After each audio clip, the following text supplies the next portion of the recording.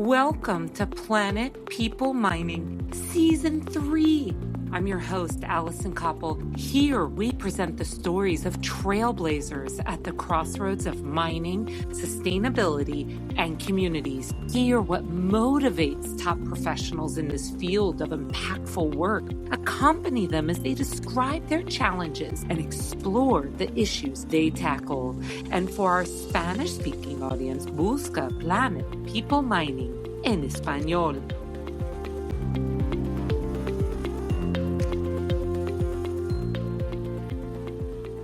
Mining for Tourists with Lorna Shaw. Today I speak with Lorna Shaw, a connector among governments, communities, mine sites, and tourists. We dive deep into how to make mining more understandable, including the value of opening a site up for a public tour. Lorna helps us understand how the industry should come more together to scale up the demystification of mining, incredible resources that already exist, and the future of mining education through analogies from everyday life. Working as a miner since 2001, Lorna is a tireless mining evangelist who educates about and advocates for the industry. She has served in community and government relations roles with several mining companies, including Newmont, Sumitomo, and Kinross. She also worked as the executive director of the Council of Alaska Producers, a trade association for large-scale hard rock mines and projects in Alaska, and held leadership roles in a number of mining trade associations, including the Colorado Mining Association, the Women's Mining Coalition, and the Alaska Miners Association. Prior to joining the mining industry, Lorna served a number of years as a legislative aide to members of the Alaska State Legislature and as staff to a U.S. Senator. Lorna holds graduate and undergraduate degrees in business from the University of Alaska Fairbanks. Lorna, I'm really excited I got you here on the podcast today. Well, I'm happy to be here. Thanks for having me, Allison. Absolutely. Well, not everyone knows you as well as I've gotten to know you over the years. So why don't you start by telling us a few milestones on your professional and personal journey? Okay. I guess every time I introduce myself, I always describe myself as a misplaced Alaskan. We live in Colorado now, but it's mining that brought me to Colorado, and it's mining that I did in Alaska for all those years. I started my professional career in government, worked for the Alaska legislature, worked in DC, and that gave me a great foundation to really understand how decisions are made. In 2001, I entered the mining world. I started at Fort Knox in a unique way, actually. Gold was at crazy low price, almost down to $250 an ounce. And at the time, there was some thinking that perhaps the real opportunity was mining tourists to Alaska. So I was actually hired to build a tourism function at the Fort Knox mine. A lot of things happened. We didn't go down that path entirely, and my role really morphed into one that was really focused on public affairs. Then I had the opportunity to lead statewide advocacy and run a mining trade association. I built external affairs roles across Alaska, a little bit in Nevada and Colorado as well. And then I've held some leadership roles at Newmont, kind of at the site, regional, and the full enterprise level. And I guess maybe the common thread is that I've kind of been working at the confluence of mining and communities and government, trying to help those groups better understand each other. Because I think most projects that fail don't fail for technical reasons, they fail for alignment reasons. So I've kind of developed myself as a connector, and I try to help people understand mining, and I try to help mining better understand the people it impacts. Wow. One is I just learned a few tidbits about you, which I wish that I had known earlier, that you were hired into the mining industry to develop a tourism industry into the mining industry, which, as a parenthesis, is something I've always had in my mind. I'm like, isn't this the coolest tourist attraction? There are very few mine sites that take advantage of that. But going on to learn about you, so where do you find yourself now in your professional journey? I think the way I would describe my role is that I translate between worlds that don't naturally understand each other. So it's mining, it's government, it's communities, and trying to get those three to work together. So taking those complex technical details of mining, working them into understandable, and I know you're bilingual, but plain English for me, and relatable language so people understand what we do and what we don't do. And as we talk about that tourism function, I completely agree with you. One of the best ways for people to understand mining is to see it with their own eyes. And so I think mining companies have an opportunity and a responsibility to showcase what they do. Mining is essential. It underpins our modern life, but if you can't align the stakeholders, it fails. And I think my role is to build that alignment early to make it durable. But in order to do that, it has to be understandable. So I guess it's kind of that connector role. It's demystifying, it's translating, building relationships, and building trust. So you were brought into this role, and obviously it had an interesting path. But when did you realize this is what I'm going to do? I mean, you started in the government realm, and then you got into a mining company, and then clearly the path took off and has grown into what it's grown into. But was there a moment or moments where you're like, yes, this is so aligned with what is meaningful to me? So I often joke that I'm one of the few people that views the mining industry as stable, but when your boss is up for election every couple of years, the commodities market's got nothing on elections. So I had that kind of background when I came into mining. So the volatility wasn't a real issue for me.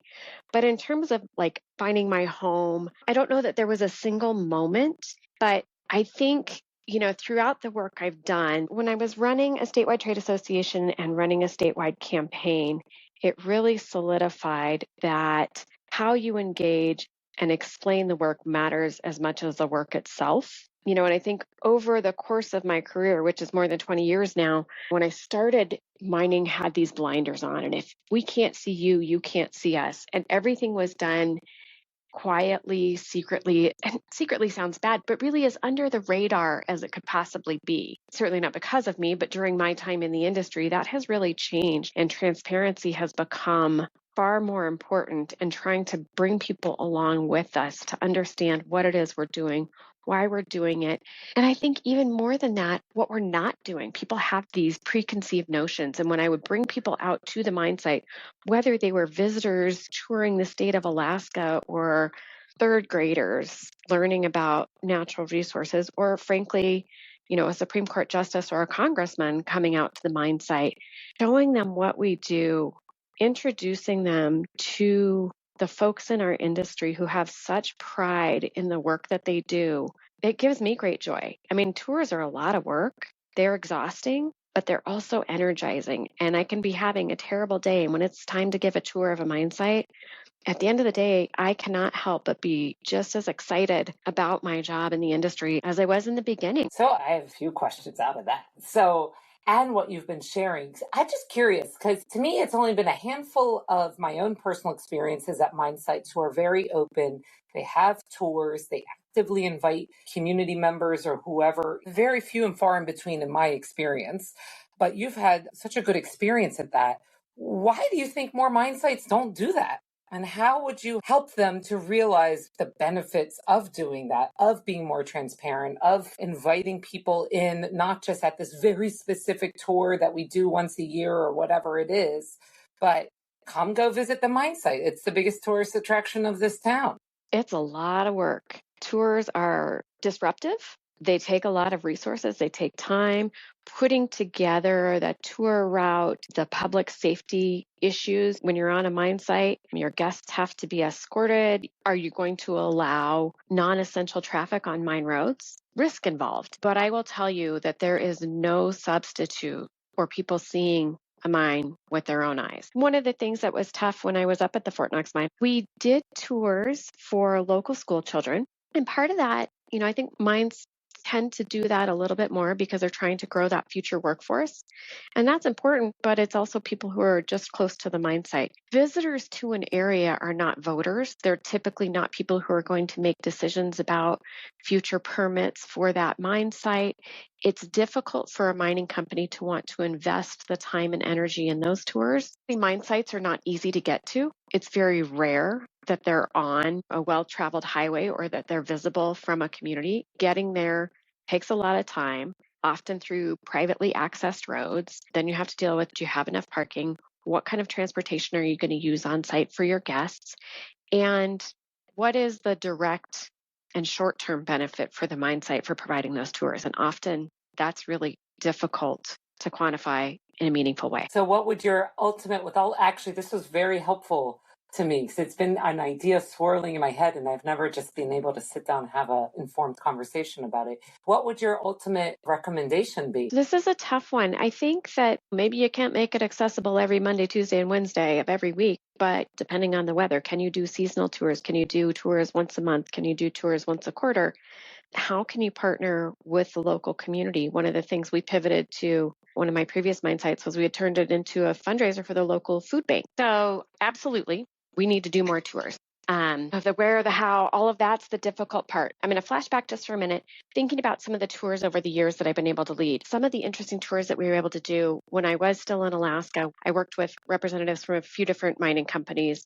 We put together a group of regulators from Alaska who were new to regulating mining. And we took them on a tour of mines in northern Nevada. It was 9 or 12 mines in 5 days. And we were able to see mines in different stages of the life cycle, from closure, startup, operations, open pit, underground, heap leach, kind of the whole gamut. And that was, I think, critical. And that's for regulators, people who are in charge of mining. And many of them hadn't seen mining before up close and personal. I also think about some of the other tours we did where we had folks coming from, in that case, from rural Alaska in places where mines were being proposed. Mining companies were active with exploration and development, but people didn't really know what exactly a mine was. And so to be able to have them to our mine site and showcase what we had, what the operation looked like, what did they hear? How loud was it? Or how loud was it not? And I think it's seeing what a mine is, but also seeing what a mine isn't and dispelling some of those assumptions and guesses. But then there's that visitor element as well. People get to do some different mining attractions really all across the country with historic gold mining. But, as everybody in the industry is fond of talking about, we're not our grandfather's mine. It is a high-tech industry, and how and where can we showcase that? That's a tough one. I mean, in an ideal world, it would be amazing if we had some sort of a central facility that had those high-tech displays and went through the whole mining life cycle and showcased really how advanced mining is. But I don't know that that's practical because whose responsibility is it? It's bigger than any one mining company. Maybe the best approach is looking at statewide mining associations to spearhead some of those efforts. And so to be able to showcase more than one mine would really be incredible because you can see some of the differences. Is it open pit? Is it underground? Is it, a heap leach operation? Does it have a mill? What is it that they're doing? Thank you for indulging me on that, but I also think it's a very specific question that a number of mine sites have asked themselves and solved it in different or not solved it in different ways. But going back to you and in this role you described as the connector, as the one bringing together the communities, the government, the site, aligning everyone and the career that you have had so far doing that, what has been often misunderstood about your role? There's a few things that I don't think people understand well.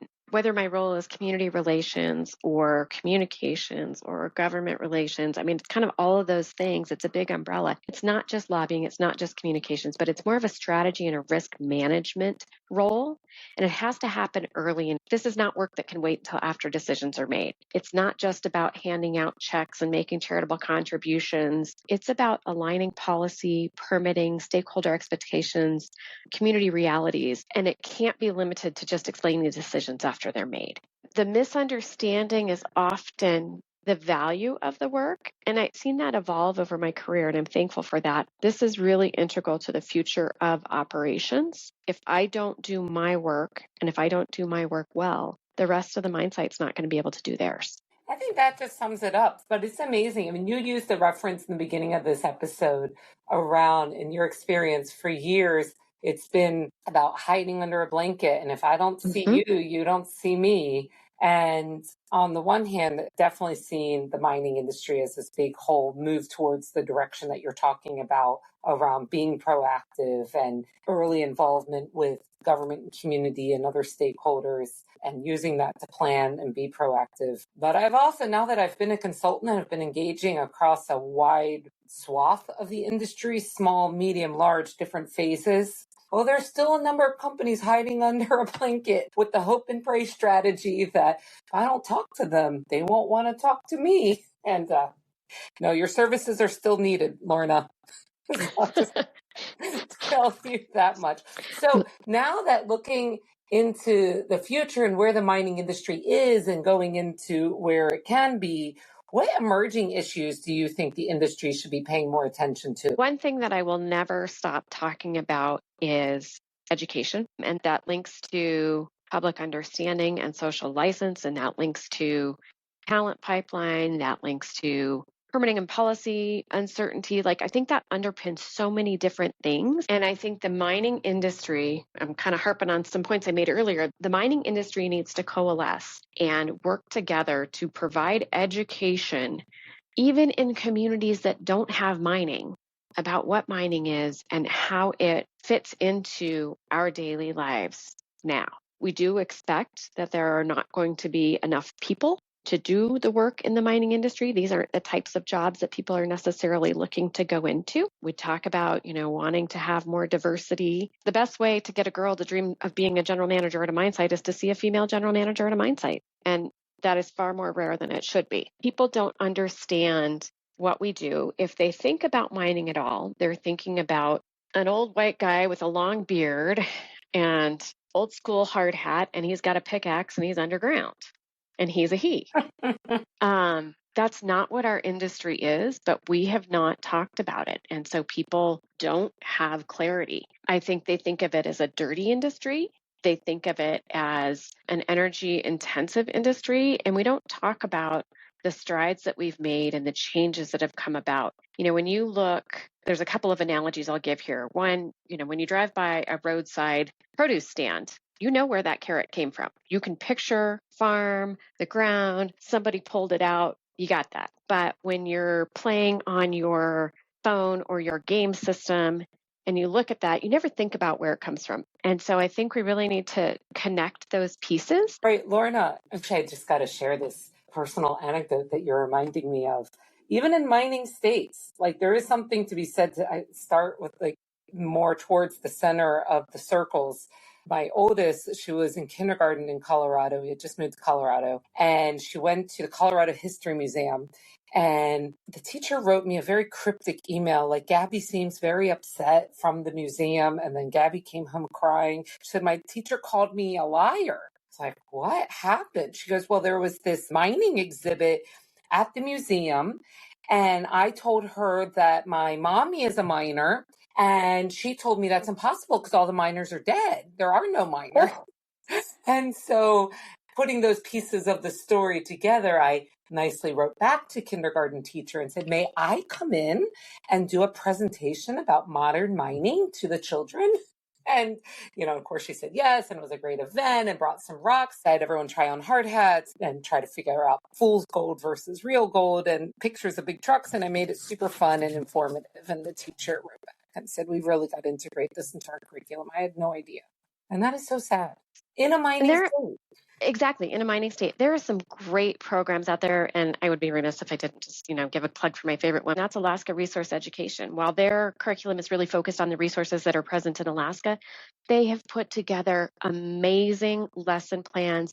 It's all free on their website, and the staff there is really helpful in trying to translate it. We worked with them when I was at Newmont, trying to bring those lessons not just to Colorado, but we use them in our mine in Suriname. We use them elsewhere to try to come up with really good examples to help the students understand what is happening at the mine site and to translate it into things that they understand.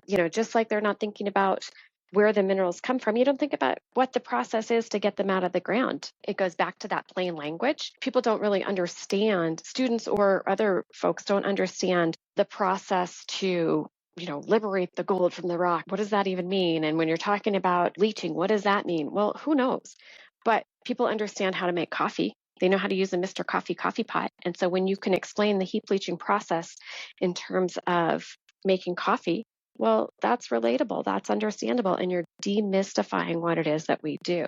Same thing with the flotation process. What do you mean you use chemicals to float the mineral? That doesn't make sense if you don't know. But what they do understand is that Dawn dish soap is tough on grease. What does that mean? It means when you use Dawn dish soap and you're washing the dishes and you've got some bacon grease left over on your plate, you can see that grease stick to the bubbles and kind of slide off the plate, and that's how it gets clean.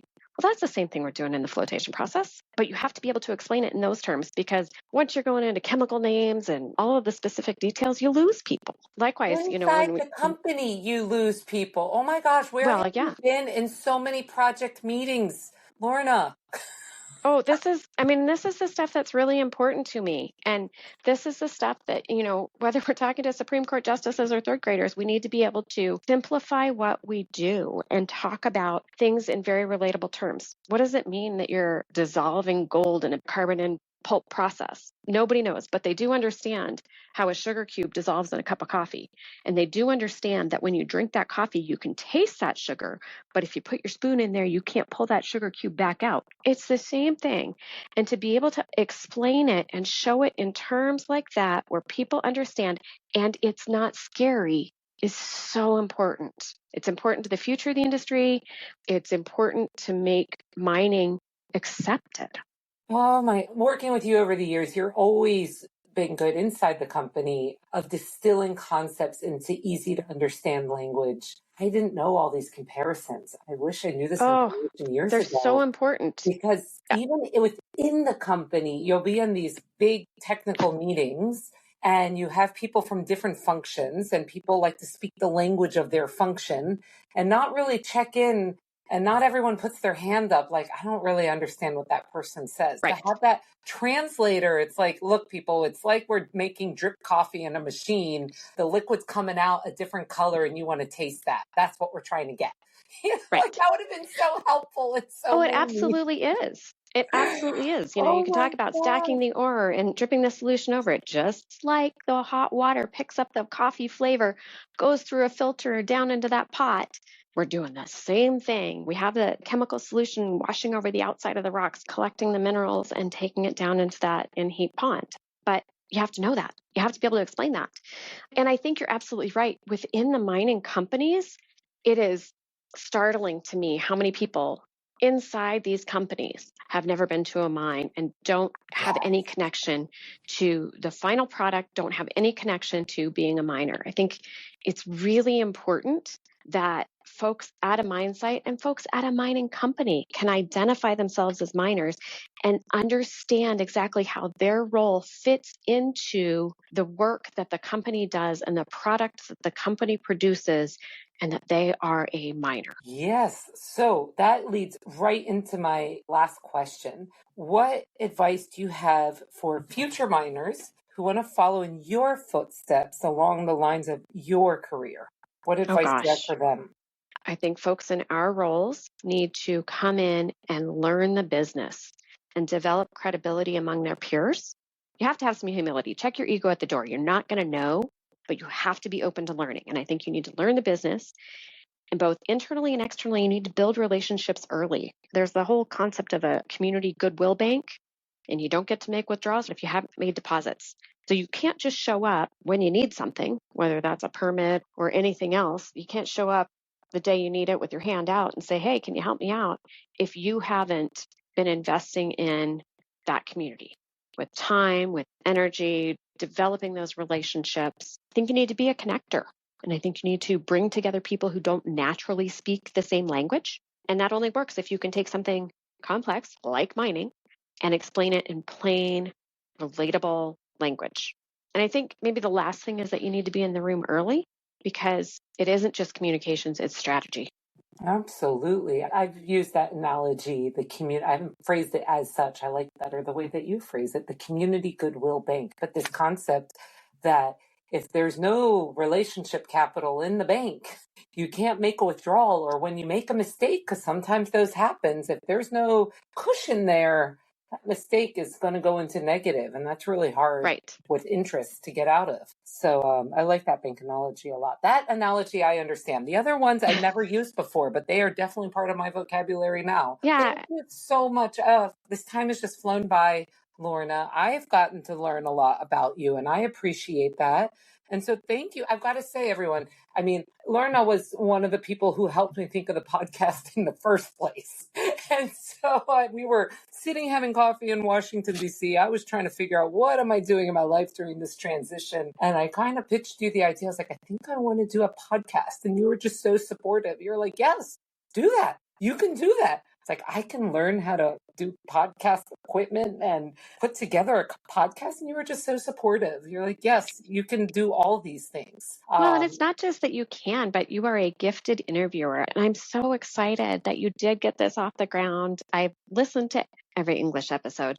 I don't think I can understand the Spanish ones, but I've really enjoyed it, both with the people that I know personally and people that I haven't had the opportunity to meet, but now feel like I know. So it's been a gift to me as well. So thank you. Oh, that is awesome. Because, Spotify gives me some statistics about how many people are listening, but I don't know who those people are until a few do tell me saying, I've listened to your episodes, and I'm floored every time. So thank you for letting me know, and talk to you again soon. Yes, please. Thanks for having me.